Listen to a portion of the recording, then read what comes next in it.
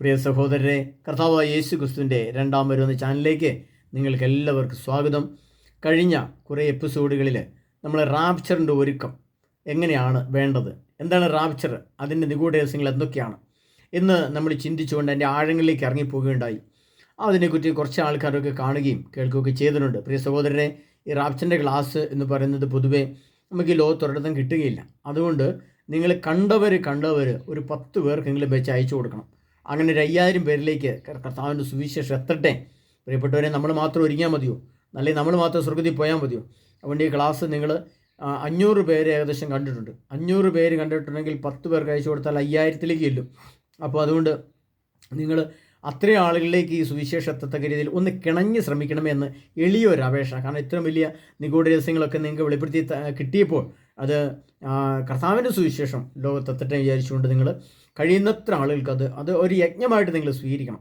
നിങ്ങളൊരു 10,000 രൂപയ്ക്ക് അയച്ചു തരുന്നതിനേക്കാൾ എനിക്കിഷ്ടം അത് കർത്താവിൻ്റെ സുവിശേഷം ലോകത്തിൻ്റെ എല്ലാ ഭാഗങ്ങളും എത്തത്തക്ക രീതിയിൽ 10,000ങ്ങളിലേക്ക് കൊടുക്കുന്നതാണ് എനിക്കിഷ്ടം. ഞാൻ അതാണ് ആഗ്രഹം. അതുകൊണ്ട് നിങ്ങളിതൊരു യജ്ഞമായിട്ട് സ്വീകരിച്ചുകൊണ്ട് ഈ ചാലഞ്ച് ഒന്ന് ഏറ്റെടുക്കണമെന്ന് ഞാൻ വിനീതമായി അപേക്ഷിക്കുകയാണ്. പ്രിയ സഹോദരരെ, നമ്മൾ റാപ്ചർ എന്ന് പറഞ്ഞ് എന്ത് കണ്ടു?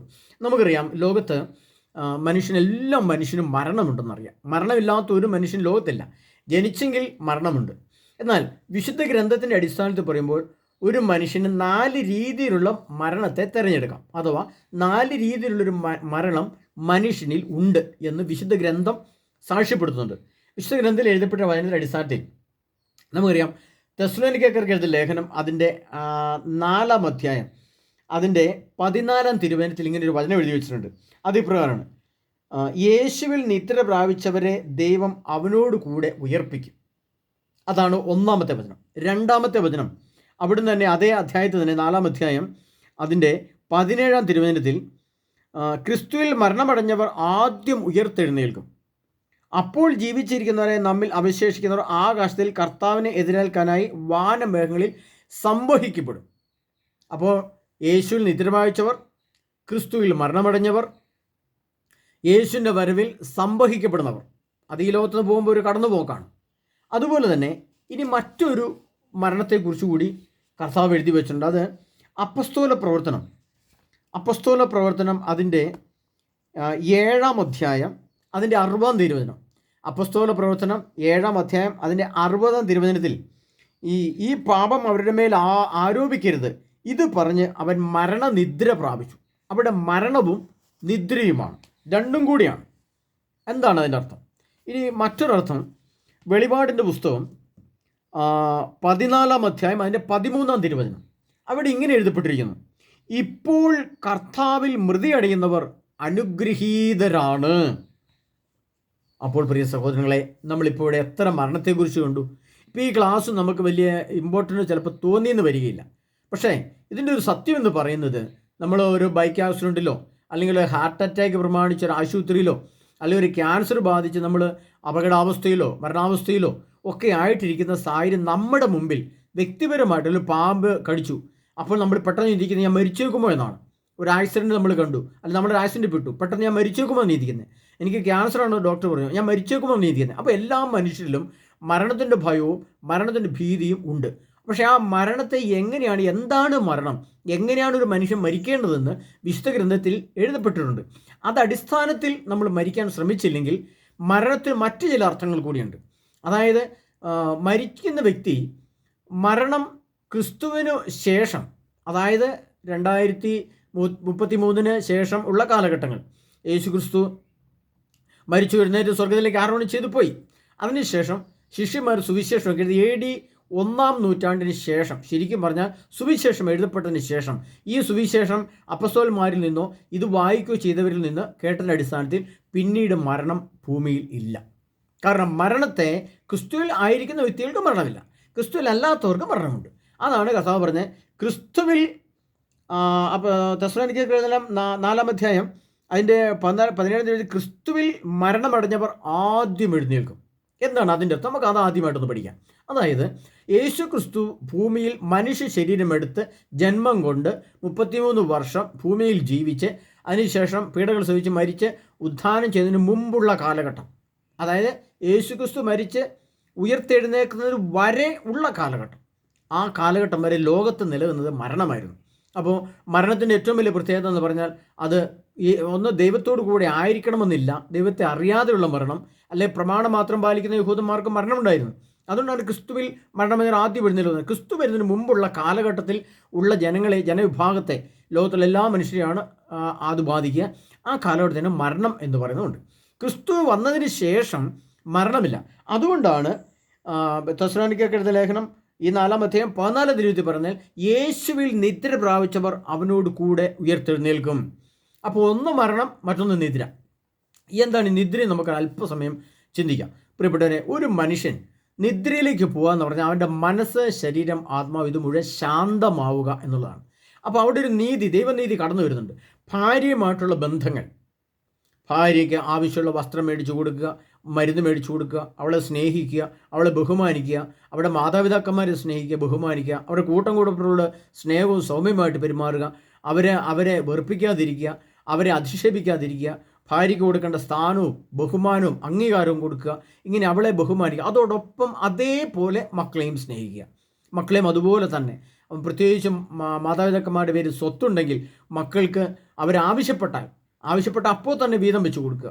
ഇല്ലെങ്കിൽ അവരെ പഠിപ്പിച്ചൊരു ജോലിയിലേക്ക് എത്തിച്ചു കൊടുക്കുക. മറ്റൊന്ന്, ഞാൻ മരിക്കുന്നതിന് മുമ്പ് എൻ്റെ പേരുള്ള സമ്പത്ത്, അത് എത്ര മക്കളാണ് ഉള്ളത്, അവർക്ക് പെൺകുഞ്ഞുങ്ങളെ ആണെങ്കിൽ വിവാഹം കഴിപ്പിച്ച് കൊടുക്കാം, അവർക്ക് അവർ സ്ത്രീധനമായിട്ടോ സമ്പത്തായിട്ടും കൊടുത്തു കഴിഞ്ഞു.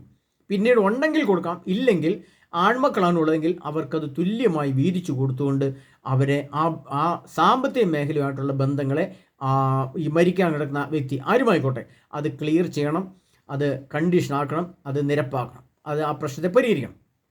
മറ്റൊരു സംഭവം നമ്മുടെ കടപ്പാടുകളാണ്. നമുക്ക് നമ്മുടെ സഭയിലായിരിക്കുമ്പോൾ നമ്മൾ സഭയിൽ പള്ളി പണിയാനോ പള്ളിമുറി പണിയാനോ സിമിത്തേരി പണിയാനോ ഒക്കെ ആയിട്ട് പിരിവുകളിടുമ്പോൾ നമുക്ക് ചിലപ്പോൾ ഇട്ടത് തുക വളരെ കൂടുതലായിരിക്കും. അപ്പം നമുക്ക് കൊടുക്കാൻ ബുദ്ധിമുട്ട്, വിഷമം ഉണ്ടാവും. അപ്പം നമ്മൾ ചെന്ന് അച്ഛനോട് പറയണം, അച്ഛൻ ഇന്ന കാരണങ്ങളാൽ എനിക്ക് ഈ പണം തരാൻ സാധിക്കുന്നില്ല, അതിൻ്റെ ഒരു ഇത്ര പെർസെൻറ്റേജ് ഞാൻ തരാം എന്ന് പറഞ്ഞുകൊണ്ട് ഒരു ധാരണയെത്തി, ഒരു സമവായത്തിലെത്തി, ഒരു ധാരണയോട് കൂടി ആ പണം കൊടുത്ത് അതിൽ നിന്ന് നമ്മൾ ആ കാര്യങ്ങൾ ക്ലിയർ ചെയ്യണം. അതിൻ്റെ തലങ്ങൾ വിശുദ്ധീകരിക്കപ്പെടണം എന്ന് പറഞ്ഞാൽ വിശുദ്ധീകരിക്കപ്പെടാം. ഈ കാര്യങ്ങൾ കയറി ചെയ്യുമ്പോൾ അവിടെ നമ്മുടെ ആത്മാവ് വിശുദ്ധി ഉണ്ടാകും. മറ്റൊന്ന്, നമ്മുടെ സമൂഹമായിട്ട് ബന്ധപ്പെട്ട് ഇപ്പോൾ പെരയുടെ കരങ്ങൾ അടയ്ക്കാനുണ്ടാവും, നമ്മുടെ ഭൂനികുതി, നമ്മുടെ പേരുള്ള വസ്തുക്കളുടെ സമ്പത്തിൻ്റെ നികുതി അയക്കാനുണ്ടാവും, ഭൂനികുതി അയക്കാനുണ്ടാവും, പെരക്കരങ്ങൾ അടയ്ക്കാനുണ്ടാവും, ഇങ്ങനെയുള്ള കാര്യങ്ങൾ, വൈദ്യുതി ബില്ല് അടയ്ക്കാനുണ്ടാവും. ഇതെല്ലാം നമ്മൾ ആ കാര്യങ്ങൾ വിശദീകരണ പ്രക്രിയ നടത്തണം. അപ്പോൾ ഇങ്ങനെ അതിൻ്റെ മക്കളുമായിട്ടുള്ള ബന്ധങ്ങൾ, പിന്നെ അയൽപക്കമായിട്ട് ആരോടെങ്കിലും കടം വാങ്ങിച്ചിട്ടുണ്ടെങ്കിൽ, പലിശ തരാമെന്ന് പറഞ്ഞ് മേടിച്ചിട്ടുണ്ടെങ്കിൽ അതെല്ലാം വിശദീകരണ പ്രക്രിയയിൽ ചേർത്ത് വയ്ക്കണം. കൊടുക്കാനുള്ള പൈസ കൊടുക്കുക, അവിടെ മാപ്പ് വരണ്ടാണെങ്കിൽ നമ്മൾ ആരെങ്കിലും തെറി പറഞ്ഞിട്ടുണ്ടെങ്കിൽ ആ സഹോദരൻ ഇനി പറഞ്ഞ സഹോദര, ഞാൻ അങ്ങോട്ട് തെറി പറഞ്ഞു പോയി, എന്നോട് ക്ഷമിക്കണം കേട്ടോ, അറിയാണ്ട് പറഞ്ഞു പോയതാ എന്ന് പറഞ്ഞുകൊണ്ട് അവരുടെ മാപ്പ് ചോദിക്കണം.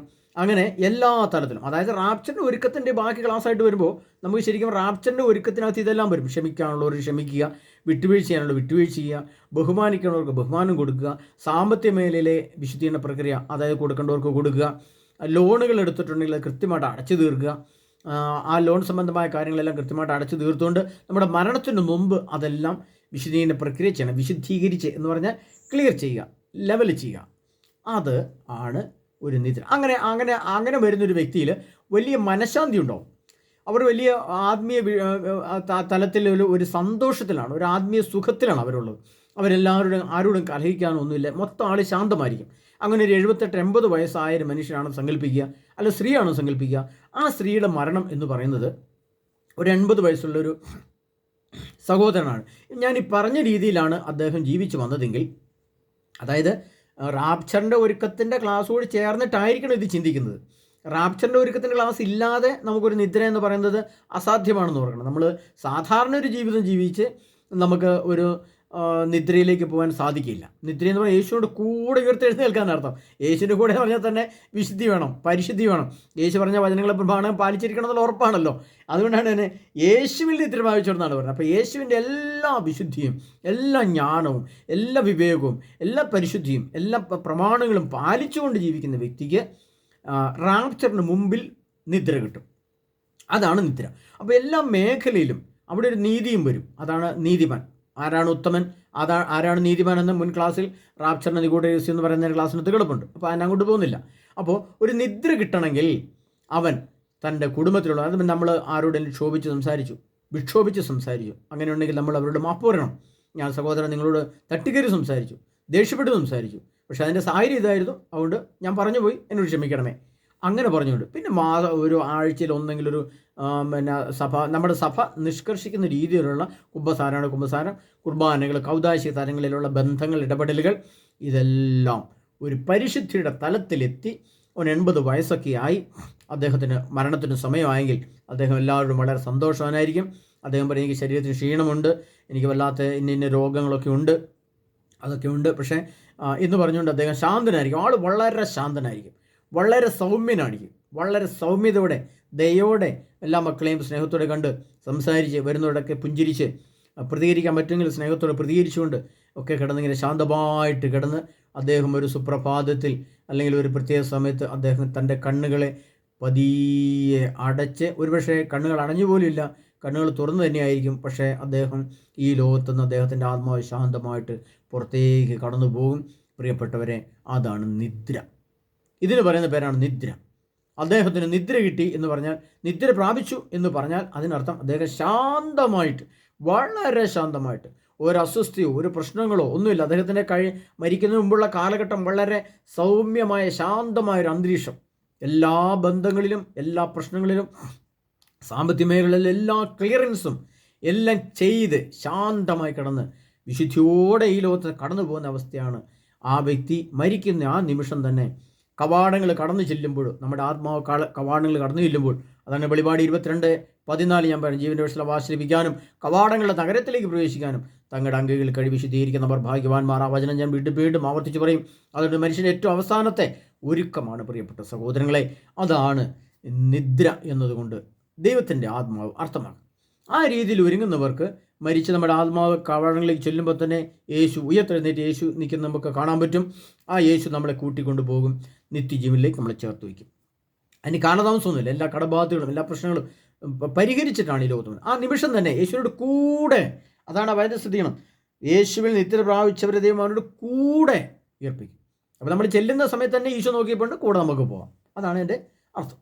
ഇനി നമ്മൾ മനസ്സിലാക്കുന്നത്, ക്രിസ്തുവിൽ മരണമടഞ്ഞവരെന്ന് ഞാൻ പറഞ്ഞു. ക്രിസ്തുവിൽ മരണമടഞ്ഞവരെന്ന് പറഞ്ഞാൽ പിന്നെ ക്രിസ്തുവിൽ മരണമടയുക എന്ന് പറഞ്ഞാൽ ഇപ്പോഴും മരണം നടക്കുന്നുണ്ട്. അതും കൂടെ ഞാനത് പറഞ്ഞു വയ്ക്കാം, എന്നിട്ട് നമുക്ക് അടുത്ത വചനത്തിലേക്ക് പോകാം.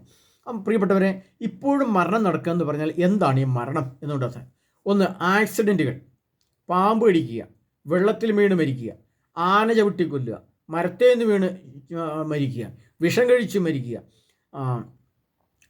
മറ്റുള്ളവരുടെ ഉപദ്രവത്താൽ, ആക്രമണത്താൽ കൊല്ലപ്പെടുക, ഇതെല്ലാം മരണത്തിൻ്റെ പട്ടികയിലാണ് പറയുന്നത്. ശരിക്കും അടിസ്ഥാനപരമായി ദൈവം ഭൂമിയിൽ നിന്ന് മരണത്തെ എടുത്തു മാറ്റിയപ്പോൾ, യേശു മരണത്തെ എടുത്തു മാറ്റിയപ്പോൾ, യേശുവിനോട് കൂടെ ആയിരിക്കുന്നവർ ഒരിക്കലും മരിക്കാൻ പാടില്ല എന്ന് പറഞ്ഞാൽ ഈ സംഭവങ്ങളൊന്നും ഉണ്ടാകാൻ പാടില്ല. അതാണ് അർത്ഥം. ഒരു ആക്സിഡൻറ്റ്, യേശുവിനോട് ചേർന്ന് നിൽക്കുന്നവരുടെ ആക്സിഡൻറ്റ് വരില്ല. കാരണം അവൻ സക്കറിയ 9:8 തിരുവേന്ദ്രൻ്റെ ശക്തിയാലുണ്ട്, ആരും കയറി നടക്കാതിരിക്കാൻ എൻ്റെ ഭാരം ചുറ്റും പാളയമടിച്ച് കാവൽ നിൽക്കും, ഒരു മർദ്ദവനും നിന്നെ ഉപദ്രവിക്കില്ല, എൻ്റെ കണ്ണ് നിൻ്റെ മേലുണ്ട്. കർത്താവിൻ്റെ കണ്ണ്. നമ്മൾ പുറത്തേക്ക് ഇറങ്ങുമ്പോൾ, വാഹനത്തെ കയറുമ്പോൾ നമ്മൾ പറഞ്ഞിട്ടുണ്ട്, പോകുന്നത് ഈശോയെ ഇതാ ഞാൻ ഇവിടുന്ന് ഇത്ര ദൂരം സഞ്ചരിച്ച് പോവുകയാണ്, ഞാൻ എൻ്റെ ബൈക്കിലാണ് പോകുന്നത്, കാറിലാണ് പോകുന്നത്, എൻ്റെ വാഹനം പോയി തിരിച്ചു വരുന്നത് വരെ അങ്ങയുടെ ദൂതന്മാരെ എൻ്റെ ഇടത്തും വലത്തും കാവൽ നിർത്തണമേ, ഒരു അപകടവും വരാതെ എനിക്ക് മുമ്പിൽ വരുന്ന വാഹനങ്ങളെ ഈശോ കാത്തുണമേ, എൻ്റെ പുറകെ വരുന്ന വാഹനങ്ങളെ കർത്താവ് നീ കാത്തുണമേ, യേശുവേ സ്തുതി എന്ന് പറഞ്ഞ് പ്രാർത്ഥിച്ച് വാഹനത്തിൽ പരിശുദ്ധാത്മൻ്റെ മുദ്രയും വിശുദ്ധ കുരിശിൻ്റെ മുദ്രയും ചേർത്ത് വെച്ച് പ്രാർത്ഥിച്ചാണ് അവനെ കർത്താവ് സംരക്ഷിച്ചത്. കാരണം അവൻ ദൈവത്തിന് മുമ്പിൽ നീതിമാനാണ്. എന്നാൽ ഇതൊന്നുമില്ല. ഞാൻ പോകുന്ന വഴിക്ക് ഞാൻ മദ്യഷാപ്പിൽ കയറും, എനിക്ക് വായിൽ വെക്കണം തോന്നിയ വായിൽ വെക്കും, എനിക്ക് വലിക്കണം തോന്നി വലിക്കും, കുടിക്കണം തോന്നി കുടിക്കും, ഞാൻ സിനിമ കാണണം തോന്നി സിനിമ കാണും. അപ്പം ഞാൻ പോവുകയാണ്. അങ്ങനെ പോയി തോന്നുന്ന പോലെ ഡ്രൈവ് ചെയ്തു പോയി, അല്ലെങ്കിൽ തോന്നുന്ന രീതി ജീവിച്ചപ്പോൾ മരത്തെ കയറി താഴോട്ട് വീണു, അല്ലെങ്കിൽ പ്രശ്നങ്ങളുണ്ടായി, പെട്ടെന്ന് ആത്മഹത്യ ചെയ്യണമെന്ന് തോന്നി. ഇതെല്ലാം മരണത്തിൻ്റെ പട്ടിക തന്നെയാണ് പ്രിയപ്പെട്ടവരെ. അതുകൊണ്ട് ക്രിസ്തുവിൻ്റെ ജനനത്തിന് ശേഷം മരിച്ചുയർക്കപ്പെട്ട് പോയതിന് ശേഷവും നമ്മുടെ ലോകത്തെ നോക്കിയല്ല ഞാൻ പറയുന്നത് പ്രിയപ്പെട്ടവരെ. ഇത് പ്രത്യേകം ശ്രദ്ധിക്കേണ്ട ക്ലാസ് ഈ ലോകത്തിൽ സംഭവിക്കുന്ന നോക്കിയിട്ടാണ്. നമ്മുടെ സഭയ്ക്കുള്ളിൽ ആഗോള തിരുസഭയെ അടിസ്ഥാനപ്പെടുത്തിയാണ് പറയുന്നത്. എല്ലാ ക്രിസ്തു സ്നേഹ വിഭാഗങ്ങളിൽപ്പെട്ട വ്യക്തികളെയും ബാധിക്കുന്ന രീതിയിലാണ് ഞാൻ സംസാരിക്കുന്നത്. അല്ലാതെ RC സഭയെന്നോ പന്തക്കോസ്ത് സഭയെന്നോ ഒന്നുമില്ല. യേശു ക്രിസ്തുവിനെ വിശ്വസിക്കുന്ന ഏതൊരു വ്യക്തിയും മരണം ഇല്ല. അപ്പോൾ ഇങ്ങനെ സംഭവിക്കുന്നുണ്ടെങ്കിൽ അതിൻ്റെ പിന്നിൽ ആ വ്യക്തിയിൽ, ആ കുടുംബത്തിൽ ദുഷ്ടാരൂപി വാഴുന്നു, ജീവിക്കുന്നു. അതിൽ നിന്നാണ് ഇവർ പുറത്തു പോകുന്നതെങ്കിൽ ഈ ദുഷ്ടാരൂപിയുടെ പ്രശ്നങ്ങൾ, ചിലർക്ക് ചില ഭവനങ്ങളിൽ മദ്യം കഴിച്ചിട്ടോ മറ്റെന്തെങ്കിലും അസ്വസ്ഥയൊക്കെ ഉണ്ടായി അതേ ചൊല്ലി വലിയ ശബ്ദ കോലാഹലങ്ങൾ നടക്കുന്ന നമ്മൾ കേൾക്കാറുണ്ട്. അപ്പോൾ അങ്ങനെയൊക്കെ നടക്കുന്ന ഭവനങ്ങളിൽ ദുഷ്ടാരൂപികളാണുള്ളത്.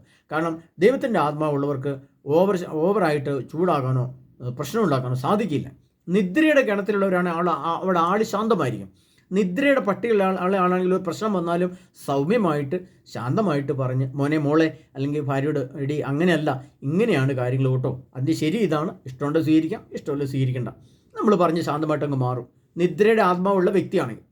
അത് മരണത്തിൻ്റെ ആത്മാവുള്ള വ്യക്തിയാണെങ്കിൽ അവൻ ചൂടാകും, ഇളകും, അവൻ പ്രശ്നം ഉണ്ടാകും, അവൻ ശബ്ദത്തിൽ വലിയ പ്രതികരണമൊക്കെ നടത്തി ഞാനാണ് ഖേമൻ, ഞാനാണ് ശക്തൻ, എൻ്റെ ശക്തിയെ അതിജീവിക്കാൻ ആരുമില്ല എന്നുള്ള രീതിയിൽ അവൻ്റെ പ്രതികരണം ഭയങ്കരമായിരിക്കും. അത് മരണത്തിൻ്റെ ശരീരമുള്ള വ്യക്തിയുടെ ലക്ഷണമാണ്. അതുപോലെ അങ്ങനെയുള്ള മരണത്തിൻ്റെ ശരീരമുള്ള വ്യക്തികൾക്കാണ് ആക്സിഡൻറ്റുകൾ, അപകടങ്ങൾ, പ്രശ്നങ്ങൾ, തകർച്ചകൾ. ഇനി മറ്റൊന്ന്, ഇങ്ങനെയുള്ള വ്യക്തികളുള്ള ഭവനങ്ങളിൽ, പ്രശ്നമുള്ള ഭവനങ്ങളിൽ അവരുടെ ആളുകൾ, മക്കളോ കുടുംബമോ ബന്ധത്തിൽപ്പെട്ടവർ ആരെങ്കിലും വിദേശത്തൊക്കെ പോയിട്ടുണ്ടെങ്കിൽ ആ പണം ഇന്നല്ല നാളെ അവർ വീട്ടിലേക്ക് അയച്ചെന്ന് വലിയ സാമ്പത്തിക പുരോഗതി ഉണ്ടാകുമ്പോൾ എന്ത് സംഭവിക്കും? അപ്പോഴത്തേനും ഇവിടെ ഒരു പ്രശ്നം ഉണ്ടായിരിക്കും. ഈ കിട്ടിയ പണം മുഴുവൻ ആശുപത്രി കൊടുക്കാനേ നേരം ഉണ്ടാവുള്ളൂ. ഒരിക്കലും അവരുടെ കുടുംബം രക്ഷപ്പെടുകയില്ല. വിദേശത്ത് നിന്ന് കാനഡയിൽ പോയിട്ടായിരിക്കും 1.5 ലക്ഷം, 10 ലക്ഷം, 15 ലക്ഷം ഒക്കെ ആയിരിക്കും വീട്ടിലേക്ക് അയക്കുന്നത്. അപ്പോഴത്തേനും ഇവിടെ ആക്സിഡൻറ്റ് വന്നു. ആക്സിഡൻറ്റ് വന്ന് കാറിൻ്റെ ഇൻഷുറൻസ് ഫീസ് കൊടുക്കേണ്ടി വന്നു, കാറിന് നഷ്ടപരിഹാരം കൊടുക്കേണ്ടി വന്നു. അത് കേസായി. ആക്സിഡൻ്റ് ആയ വ്യക്തി ആശുപത്രി കിടന്നു, അവിടെ 4 ലക്ഷമായി. പിന്നെ അത് തുടർ ചികിത്സ വേണ്ടി വന്നു, അതിന് 10 ലക്ഷമായി. ഇങ്ങനെ ഈ വ്യക്തി പുറത്തു പോയി ഉണ്ടാക്കുന്ന പണം മുഴുവനും ഇവിടെ തകർച്ചയ്ക്ക് പൈസ പോയിക്കൊണ്ടേയിരിക്കും. കാരണം ആ വ്യക്തിയിൽ മരണത്തിൻ്റെ ശരീരമുള്ള വ്യക്തിയാണെങ്കിൽ ആ വ്യക്തി ജീവിച്ചിരിക്കുന്ന ഭവനവും ആ വ്യക്തിയുടെ കുടുംബത്തിലെ പ്രശ്നങ്ങളും ആ വ്യക്തിയിലെ പ്രശ്നങ്ങളും പരിഹരിക്കപ്പെടുകയില്ല. അത് മരണമുള്ള വ്യക്തിയാണെന്ന് ഉറപ്പാക്കാം. അവിടെ നിദ്രയില്ല. ഇനി മറ്റൊരു ഇതേക്കുറിച്ച്, അത് അപ്പസ്തോല പ്രവർത്തനം 7-ാം അധ്യായം 60-ാം തിരുവചനം. അപ്പസ്തോല പ്രവർത്തനം 7-ാം അധ്യായം 60-ാം തിരുവചനം. അവിടെ ഒരു മരണത്തെക്കുറിച്ച് ദൈവത്തിൻ്റെ ആത്മാവ് പരിശുദ്ധമ്മ പറയുന്നുണ്ട്. അതിങ്ങനെയാണ്. അത് സ്തേഫാനോസിനെ ബന്ധിക്കുന്നു. അപ്പസ്തലന്മാരുടെ കൂട്ടത്തിൽ എസ്തഫാനോസ് എന്ന് പറയുന്ന ആൾ രക്തസാക്ഷിയെക്കുറിച്ച് നമ്മൾ കേട്ടിട്ടുണ്ട്. അവിടുത്തെ കേട്ടപ്പോൾ അവൻ്റെ മേൽ കോപാക്രാന്തയെ പല്ലിയടിച്ചു. യേശു നിൽക്കുന്നത് കണ്ടു. അവൻ പറഞ്ഞു, ഇതാ സ്വർഗം തുറന്നിരിക്കുന്നു, മനുഷ്യപുത്രൻ ദൈവത്തിൻ്റെ വലതുഭാഗത്ത് നിൽക്കുന്നത് ഞാൻ കാണുന്നു. ജീവിച്ചിരിക്കുമ്പോൾ തന്നെ കർത്താവിനെ കാണുന്ന വ്യക്തികളാണ്. അദ്ദേഹം മരിച്ചിട്ടില്ല. അതിനുശേഷം 60-ാം തിരുവചനത്തിലാണ് പറയുന്നത്. അപ്പോൾ അങ്ങനെ പറഞ്ഞപ്പോൾ അവൻ്റെ ദൈവവചനത്തെ അവർ ഉൾക്കൊണ്ടില്ല. അങ്ങനെ ദൈവവചനത്തെ ഉൾക്കൊള്ളാതെ ഇരുന്നവർ എല്ലാം കൂടി കോപാക്രാന്തരായി അവൻ്റെ മേൽ പാഞ്ഞു കയറുകയും അവനെ കല്ലെറിയുകയും ചെയ്തു. അങ്ങനെ കല്ലെറിഞ്ഞ് തലയ്ക്ക് മാരകമായ ശരീരം മുഴുവനും മുറിവേറ്റ് അദ്ദേഹം മരണനിദ്ര പ്രാപിച്ചു എന്നാണ്. അപ്പോൾ അവിടെ മരണവുമുണ്ട്, നിദ്രയുമുണ്ട്. അതെന്താണ് അതിൻ്റെ വ്യത്യാസം നമുക്ക് നോക്കാം. പ്രിയ സഹോദരങ്ങളെ, കർത്താവായ യേശു ക്രിസ്തുവിൽ നിദ്ര പ്രാപിക്കാൻ ഒരുങ്ങി ജീവിച്ചവനായിരുന്നു എസ്തഫാനോസ്. അദ്ദേഹം ദൈവവചനം പ്രഘോഷിക്കുകയായിരുന്നു, ദൈവത്തിന് വേണ്ടി സാക്ഷ്യമായി.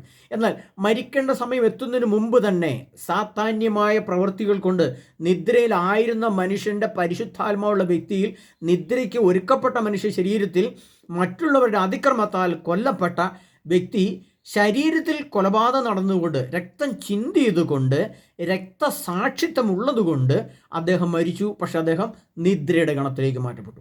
അപ്പം ശരീരത്തിൽ രക്തം ചിന്തിക്കുകയും ആത്മാവിൽ പരിശുദ്ധി ഉള്ള ആളും അതുകൊണ്ട് അതിന് രക്തസാക്ഷിത്വ മരണം എന്ന് പറയാം. അഥവാ രക്തസാക്ഷിത്വമുള്ള മരണത്തിന് പ്രത്യേകത എന്ന് പറയുന്നത് ഒരേ ശാരീരിക മരണത്തെ കാണാൻ പറ്റും. ചോരയെല്ലാം ഒലിപ്പിച്ച് ശരീരമെല്ലാം പൊട്ടി മുറിഞ്ഞു കിടക്കുന്നത് നമുക്ക് കാണാൻ പറ്റും. അത് മരണത്തിൽ വരും. ശരീരം മരിച്ചു, പക്ഷേ ആത്മാവ് നിദ്രയിലേക്ക് കടന്നുപോയി. അത് നമ്മൾ അതുകൊണ്ടാണ് മരണനിദ്ര പ്രാപിച്ചു എന്ന് കർത്താവ്. അതേ സ്ഥാനത്ത് അദ്ദേഹം നിൽക്കുന്ന നിപ്പിൽ ബോധം കെട്ട് വീണ് മരിക്കുകയായിരുന്നെങ്കിലോ? എസ്തഫാനോസ് ഈ മറ്റുള്ളവരുടെ ഈ ശക്തമായ പ്രശ്നങ്ങളെല്ലാം കണ്ട് ഭയന്ന് പെട്ടെന്ന് ബോധം കെട്ട് മരിക്കുകയായിരുന്നു. അങ്ങനെ ബോധം കെട്ട് മരിക്കുകയായിരുന്നു എന്ത് സംഭവിക്കുമായിരുന്നു? അദ്ദേഹം നിദ്രയിലേക്ക് കടന്നു പോയിരുന്നു. പക്ഷേ രക്തസാക്ഷിത്വമാണ്. രക്തസാക്ഷികളുടെ ആത്മാവ് ആ നിമിഷം തന്നെ ഒറ്റ സെക്കൻഡിൽ സ്വർഗത്തിൻ്റെ ഉള്ളറയിലേക്ക് കയറിപ്പോകും. കാരണം അതുകൊണ്ടാണ് കർത്താവ് പറഞ്ഞത്, യേശു നിൽക്കുന്നത് ഞാൻ കണ്ടു. അവൻ പറഞ്ഞു, ഇതാ സ്വർഗം തുറന്നിരിക്കുന്നതും മനുഷ്യപുത്രൻ ദൈവത്തിൻ്റെ വലതുഭാഗത്ത് നിൽക്കുന്നതും ഞാൻ കാണുന്നു. ആ വ്യക്തിയുടെ ആത്മാവ് ദൈവത്തെ, സ്വർഗത്തെ കണ്ണുകൊണ്ട് കാണുകയാണ്, ദർശിച്ച് കാണുകയാണ്. പ്രിയപ്പെട്ടവരെ, അതുകൊണ്ടാണ് മരണനിദ്ര. രക്തസാക്ഷിത്വവും ഒപ്പം നിദ്രയുമാണെങ്കിൽ അതിന് പറയുന്ന പേരാണ് മരണനിദ്ര. അതിന് രക്തസാക്ഷിത്വം കൂടെ ഉണ്ടാവണം. അപ്പോൾ ഈ രക്തസാക്ഷിത്വ മരണത്തെ ഒരിക്കലും ദൈവം മരണത്തിൻ്റെ പട്ടികയിലല്ല, മറിച്ച് നിത്യയുടെ പട്ടികയിലേക്കാണ് ചേർക്കുന്നത്. അത് നമ്മൾ മനസ്സിലാക്കിയാണ്. അപ്പോൾ നമ്മൾ കണ്ടു, ക്രിസ്തു വരുന്നതിന് മുമ്പ് വരെയുള്ള കാലഘട്ടങ്ങളിലെ ലോക ചരിത്രത്തിൽ മരണമായിരുന്നു. ക്രിസ്തു വന്നതിന് ശേഷം മരണത്തെ ലോകത്തിന് എടുത്തു മാറ്റി. അങ്ങനെ മാറ്റിയെങ്കിൽ വീണ്ടും മരണം നമ്മളെ പിന്തുടരുന്നുണ്ടെങ്കിൽ എന്തുകൊണ്ടാണെന്നുള്ള കാരണം ഞാൻ പറഞ്ഞു. മരണത്തിൻ്റെ ശരീരമുള്ള വ്യക്തികൾ, അതിൻ്റെ ലക്ഷണങ്ങൾ ഞാൻ പറഞ്ഞു. പിന്നെയുള്ളതാണ് യേശുവിൻ്റെ കൂടെയുള്ള ഉയർപ്പ്. അതിനുശേഷം പറഞ്ഞതാണ് മരണനിദ്ര. ഇനി ഒരു മരണത്തെ കൂടെ കർത്താവ് വിശുദ്ധ ഗ്രന്ഥത്തിൽ എഴുതി വെച്ചിട്ടുണ്ട്. അതൊരു പ്രത്യേക രീതിയിലുള്ള മരണമാണ് പ്രിയ സഹോദരങ്ങളെ. അതുകൂടി നമ്മൾ ഗ്രഹിക്കണം. അത് വെളിപാടിൻ്റെ പുസ്തകം 14-ാം അധ്യായം 13-ാം തിരുവചനം. ഇപ്പോൾ മുതൽ കർത്താവിൽ മൃതിയടയുന്നവർ അനുഗ്രഹീതരാണ്. അത് വെളിപാട് 13, 14, 13-ലാണ് ചോദിച്ചത്. ഇപ്പോൾ മുതൽ, എപ്പോൾ മുതൽ, അത് നമ്മൾ മനസ്സിലാക്കണം. ഈ കഴിഞ്ഞ ദിവസത്തെ എൻ്റെ റാപ്ചറിൻ്റെ ക്ലാസ് നിങ്ങൾ കേട്ടിട്ടുണ്ടാവും.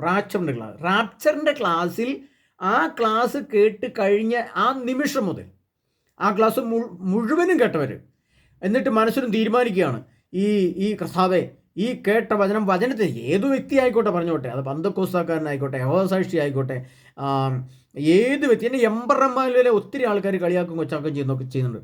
പക്ഷേ എംബർമാർ പറയുന്ന വചനങ്ങൾ കറക്റ്റാണ്, അവരുടെ പ്രവൃത്തി തെറ്റാണ്. വചനങ്ങളെല്ലാം ദൈവവചനമാണ്. ദൈവവചനം പറയുന്നത്, ഇപ്പം അദ്ദേഹത്തിൻ്റെ ഒരു ചെറിയ പ്രസംഗം ഞാൻ ഒരിക്കലും കേട്ടു. ഈ നമ്മുടെ നിലവിളക്കുകൾ ഉപയോഗിക്കാൻ പാടില്ല, പൊട്ടുകുത്താൻ പാടില്ല, അതുപോലെ തന്നെ ഈ കൊടിമരങ്ങൾ, ശബരിമല കൊടിമരങ്ങൾ പോലുള്ള കൊടിമരങ്ങൾ ഉപയോഗിക്കാൻ പാടില്ല, അങ്ങനെ കുറേ കാര്യങ്ങൾ അദ്ദേഹം പറയുന്നത് കേട്ടു. അതൊക്കെ വളരെ ശരി തന്നെയാണ്. അതൊക്കെ ഏഷ്യാപ്രവൻ്റെ പുസ്തകത്തിൽ എഴുതി വെച്ചിട്ടുള്ളത്. കാൽത്തളയിടുന്നത്, പൊങ്ങച്ച സഞ്ചി എന്നൊക്കെ പറഞ്ഞുകൊണ്ട് ഏഷ്യാപ്രവൻ്റെ പുസ്തകത്തിലുണ്ട്.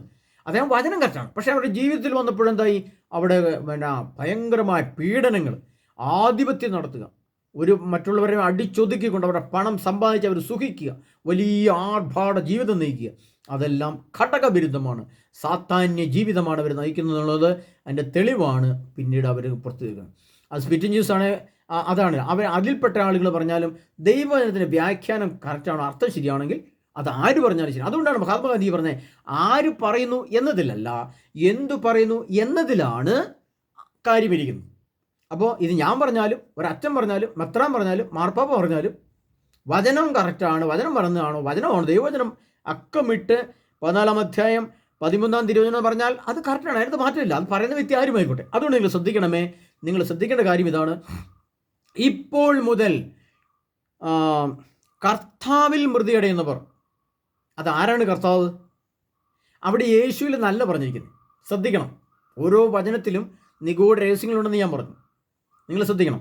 അപ്പോൾ ശ്രദ്ധിക്കേണ്ട കാര്യം ഇതാണ്, നിഗൂഢ രഹസ്യങ്ങൾ അവിടെ യേശുവിൽ നല്ല, പരിശുദ്ധാത്മാവിൽ നല്ല പറഞ്ഞിരിക്കുന്നത് കർത്താവിൽ എന്നാണ്. ആ കർത്താവ് എന്ന് പറഞ്ഞത് പഴയ നിയമ ഗ്രന്ഥങ്ങളിലാണ് ഏറ്റവും കൂടുതൽ കർത്താവ്. ഇപ്പം പഴയ നിയമ ഗ്രന്ഥത്തിലല്ല, യേശുവിൻ്റെ സുവിശേഷം ശിഷ്യന്മാർ കർത്താവേ കർത്താവേ കർത്താവേ കർത്താവേ എന്ന് വിളിക്കുന്നവനല്ല സ്വർഗ്ഗസ്വനായ പിതാവിൻ്റെ. അപ്പോൾ ദൈവം യേശു തന്നെ പറഞ്ഞിട്ട് കർത്താവേ കർത്താവേ എന്ന് വിളിക്കുന്നവനല്ല.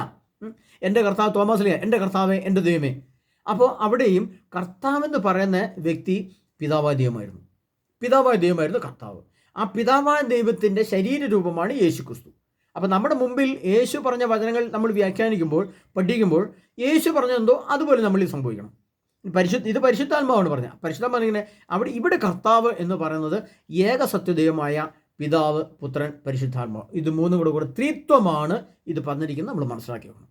അതുകൊണ്ടാണ് തെസ്സലോനിക്കക്കാരിൽ യേശുവിൽ നിദ്ര പ്രാപിച്ചവർ, ക്രിസ്തുവിൽ മരണമടഞ്ഞവർ, യേശുവിൽ നിദ്ര പ്രാപിച്ചവർ ഇപ്പോൾ മുതൽ കർത്താവിൽ മൃതി അടയുന്നവർ. ഇവിടെ മൃതി അടയുക എന്നാണ് പറഞ്ഞത്. അതും കൂടെ ഞാൻ പറഞ്ഞുതരാം. എന്താണ് മൃതി അടയുക?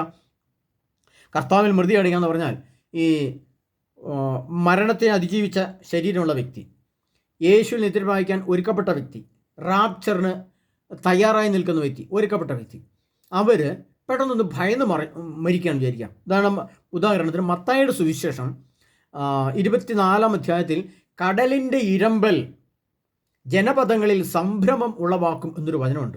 ആ വചനത്തിൻ്റെ അർത്ഥം ഇതാണ്, ഈ ആഗോള യുദ്ധം തുടങ്ങി കഴിഞ്ഞ് കഴിയുമ്പോൾ കടലിൻ്റെ ഉള്ളിൽ ആണവ ആയുധങ്ങൾ വീഴുകയും കടലിൻ്റെ ഉള്ളിലിരിക്കുന്ന മുങ്ങിക്കപ്പലുകളിൽ 100 കണക്കിന് ആണവ ആയുധങ്ങൾ വെച്ചിട്ടുണ്ട്.